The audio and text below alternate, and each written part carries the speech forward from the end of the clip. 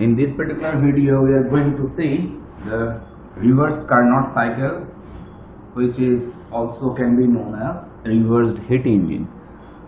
So, what is Carnot cycle? How it works?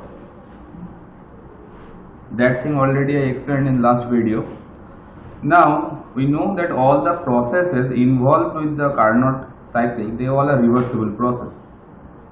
That means all the individual processes, they can be reversed in the reverse direction. So if we reverse all the processes, that means all those 4 processes, if we reverse them completely, then that cycle will be known as reversed Carnot cycle. Obviously each and every individual process can be reversed because they are reversible processes. Those reversible isothermal processes and reversible adiabatic processes, they can be reversed. Now if the whole cycle is being reversed, then as a result of that, what will happen? All those work and energy transfer involved with that particular cycle, they will be remain same. That means the magnitude of all the work transfer as well as energy transfer, they will be remain same, but the only difference is that the direction of flow will be reversed. That means work transfer and energy transfer magnitude will be remain same in reversed Carnot cycle, but the flow direction will be completely reversed because the whole cycle is moving in reverse direction. That 2 point I have written over here. Since all the processes of Carnot cycle are reversible, so we can revert the individual processes and carry it out in reverse order. When a reversible process is reversed, then all the energy transfer associated with it, energy transfer means that heat energy and work energy, both the energy transfer associated with it,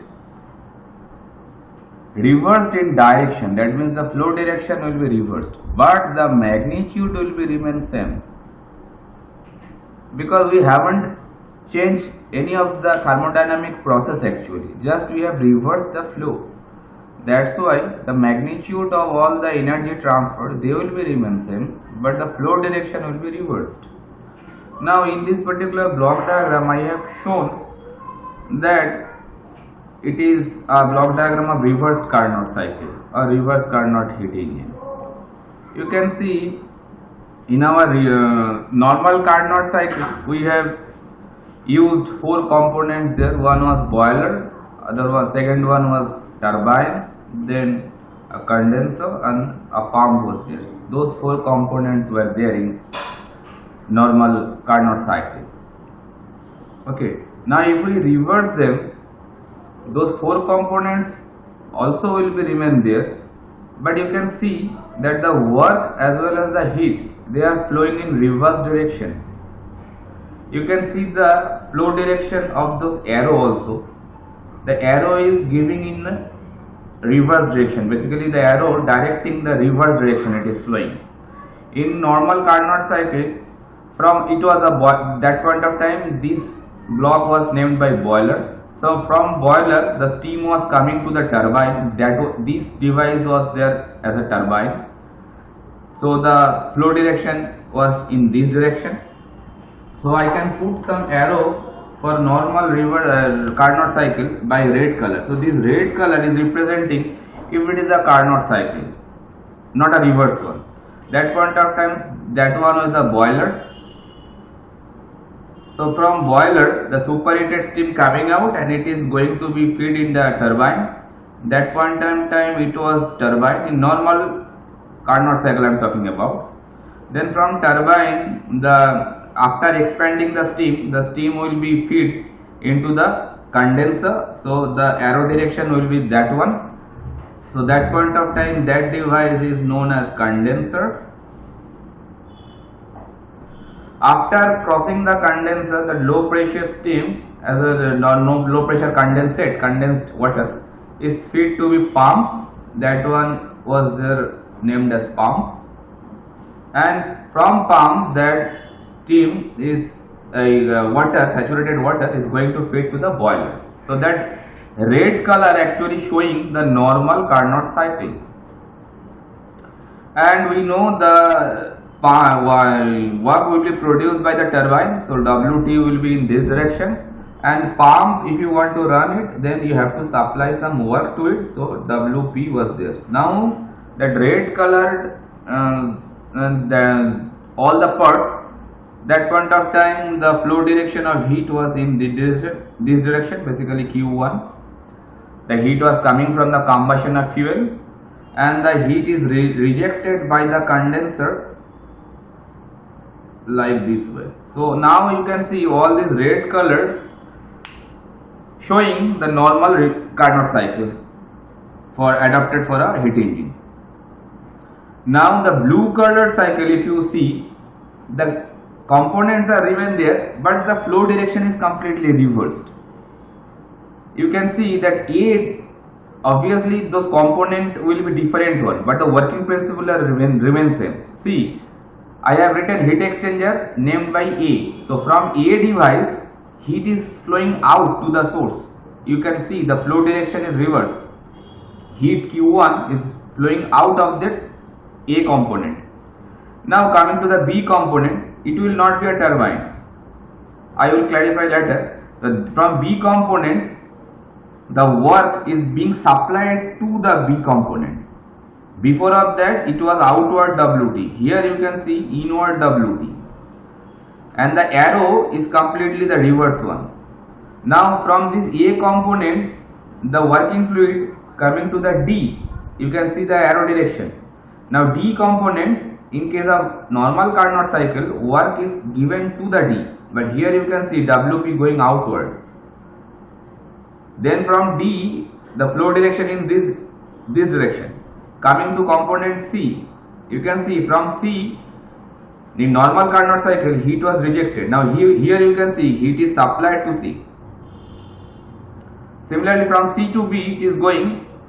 Then again you can see WT is supplied to B. Normal Carnot cycle, WT was coming out from the B. That way the flow direction is completely reversed, as well as the work and the heat, the magnitude are remaining same, but the flow direction is completely reversed. Now I think it is clear to you the difference between a normal Carnot cycle and a reverse Carnot cycle. That's why I have written over a reverse Carnot heat engine. Okay. Now if I make a kind of flow diagram for a normal heat engine with a reverse heat engine, so how it looks. Suppose this is our T1. Now from T1,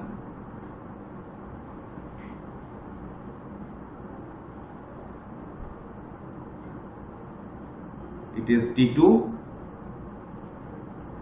That is basically source, and it is basically sink. Now from T1, some heat is coming out, and that is a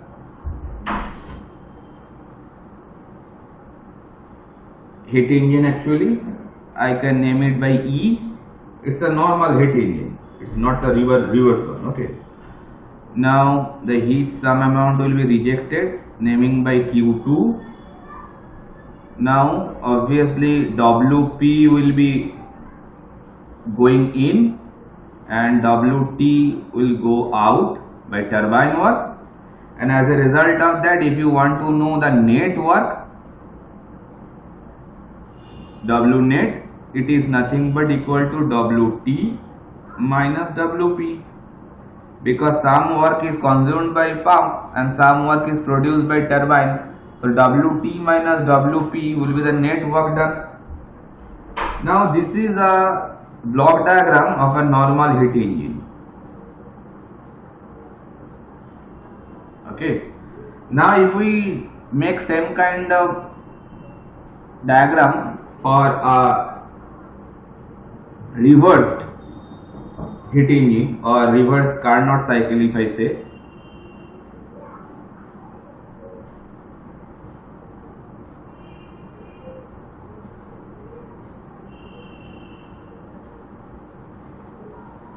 that same, all the things are remaining same in their position source. Now the direction is changed, you can see it, and here I have shown it by anti-clockwise direction. So while it is reversed, so it is flowing in clockwise direction. No, it is clockwise direction, so clockwise direction, so I should give it a anti-clockwise direction.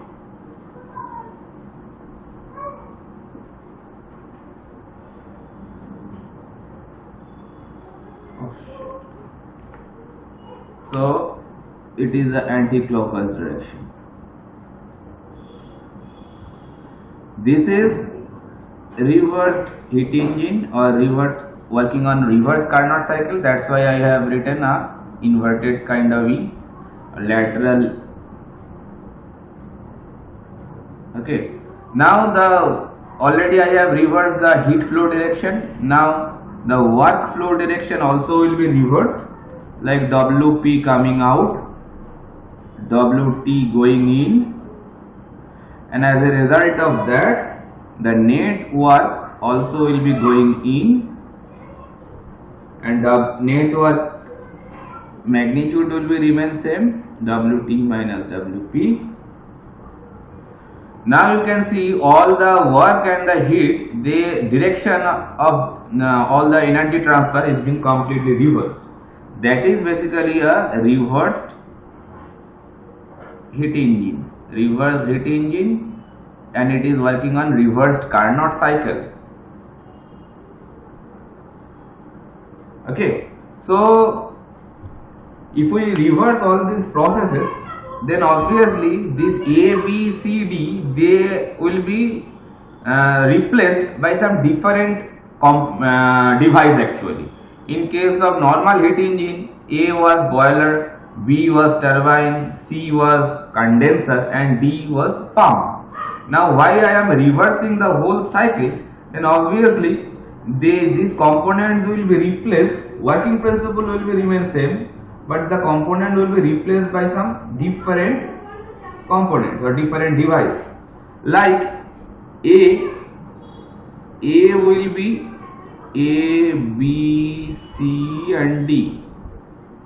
In case of reverse Carnot cycle, A will be condenser. Why? Because you can see from A some heat is being rejected.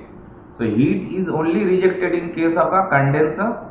So condensing fluid, if it is a cooling water or refrigerant, however it is, to that particular fluid that heat will be rejected. So that is happens inside of a condenser.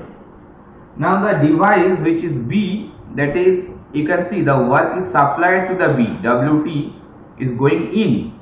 So that B will be nothing but a compressor. Inside a compressor, the work is supplied to the compressor, and you can see the working fluid will be compressed here. Okay, so the C component, which one? This one. Here the heat is actually rejected, or you can see the blue arrow. Here in C component heat is supplied, and it is actually the heat is going to the device. Okay, and this body sink, it is going to be cooled actually as a result of that, because from sink the Q2 amount of heat is extracted. So that happens inside of a evaporator.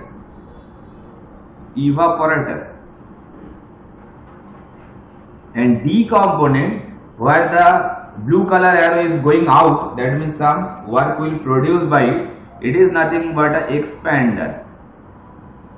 expander. Inside of that the working fluid is going to be expanded. Now actually you can realize now, while I am reversing the Carnot cycle, that reverse Carnot heat engine is nothing but working like a heat pump or a refrigerator. So I can write now that reversed Carnot cycle is nothing but either it is a heat pump or a refrigerator, because you can see the working principle and just match with the heat pump or refrigerator. Suppose if it is a refrigerator, so this sink will be acting like your freezer chamber, like your inside of your refrigerator. From there heat is being extracted. Okay, so this C component I have written evaporator. That evaporator placed inside of your deep freezer actually. Deep freezer, inside of that you convert the water into ice. That deep freezer is basically surrounded by a copper coil, and that is known as a evaporator. So the cooling actually done inside the freezer. That is the technical name of that freezing component is known as evaporator. So evaporator actually cools the thing. Heat exchange between the component to be cooled with the refrigerant is actually occurring inside this evaporator. Okay. Now D component, that is basically a expanding device. It can be a throttle valve or it can be a capillary valve. Both of these components are used to expand the refrigerant. Okay, so that's why D component is named as expander. Now coming to heat exchanger, that is basically a condenser. Back side of your freezer, if you look at, you can see a spiral kind of tube is there. The spiral kind of tube is nothing but a condenser. It exchanges the heat between the refrigerant and the atmospheric air. No cooling water is there. It exchanges the heat between refrigerant with the atmospheric air. That's why back end of the refrigerator always you feel hot, because the air is being getting hot due to this heat transfer. So that's why that A component I named as the condenser. Now coming to B is basically compressor. After heat exchanging, that refrigerating is being compressed by this compressor. So obviously for every refrigerator, only moving part, that is the compressor. While you switch on your refrigerator, a sound is coming, that is the sound of compressor. A rotary compressor is being used actually. That compressor is the only moving part that consumes the power. That's why WT is having an inward arrow, because it consumes some electricity. Rest of the three components, that means a condenser or a expanding valve or a evaporator, these three components never consume any kind of electricity. Only compressor is the device which consumes some electricity. That's why WT is having an inward arrow. Now if it is a refrigerator, this is our objective actually, the desired effect produced over here. And if it is a heat pump, the desired effect will be produced over here. That will be our room, that source will be our room. Inside of our room, some heat is being supplied to heat up the room. Because the purpose of using a heat pump to heat up the chamber or heat up the any kind of closed chamber. It is basically used in winter climatic country like Canada or Russia. That point of time, the room is being heated and the heat is being extracted from the atmosphere. So if this whole cycle used as a heat pump, that point of time the sink will be the atmosphere and the source will be your room. So room will be getting heated after extracting the heat from the atmosphere. And if it is a refrigerator, then desired effect will be produced in sink, and that one will be source will be your atmosphere, because heat is rejected to the atmosphere, and as a result of that the inside of your refrigerator is being getting cooled. That's why while you are having a reversed Carnot cycle, it is nothing but a heat pump or a refrigerator. I think it is clear to you now. Just if I should conclude a PV diagram or TS diagram of reverse Carnot cycle also, because already I have shown you that PV and TS diagram for normal Carnot cycle. So I should make a plot for a reverse Carnot cycle also. It's a very easy one. Same kind of processes, thermodynamic processes will be remain same. So it will be look like this. This is point 1, point 2, point 3 and point 4. Obviously arrow is flowing in this direction. 1, 2 is reversible adiabatic process, 2, 3 reversible isotherm process, 3, 4 reversible adiabatic process, and 4, 1 is reversible isotherm process. I can make a TS plot also like this. This is your T1 plane, this is your T2 plane. So the arrow will be just in reverse direction. So 1, 2, 3 and 4. Now here the flow direction of work and heat also will be reversed. Okay, so from 1 to 4 heat will be rejected. So I have named here by Q1, so write it by Q1, and heat will be supplied in, here it is Q2. Okay, so from here 1 to 2 process, that is the actually happening over here. So work is expanding process going out, and here work is going in. See, all the heat and work flow direction is being reversed, but the magnitude are remaining same. Similarly here also you can do the same, Q1, then Q2, then WT and WP, the same thing. So that 1 to 2 process actually occurring inside this particular D component, that is the expanding device. You can see the volume is getting increased, 1 to 2 process. 2 to 3 process is actually occurring inside this particular heat exchanger, that is the evaporator. You can see 2 to 3 is also getting kind of expansion process, or Q2 is going in, so heat is extracted from the object to be cooled. Now 3 to 4 process is occurring inside of this component B, that is the compressor. You can see 3 to 4 the volume is getting reduced, so compression process is going on, and to run the compressor work should be supplied from outside, that's why WT coming in. And 4 to 1 that is occurring inside this A component, that is the condenser. So during the condenser also volume is getting reduced, because from gaseous state it will be converted into liquid state, that's why volume is getting reduced. And you can see 4 to 1 volume is reduced, and Q1 is going out, so heat is being rejected to the ambience. So these 4 processes, thermodynamic processes are same, but the flow direction is completely reversed, and these two cycles actually standing for heat pump as well as for refrigerator. Only the difference between heat pump and refrigerator, the desired effect is reversed. In case of the heat pump, the desired effect is occurring here, and in case of refrigerator, the desired effect is occurring over here.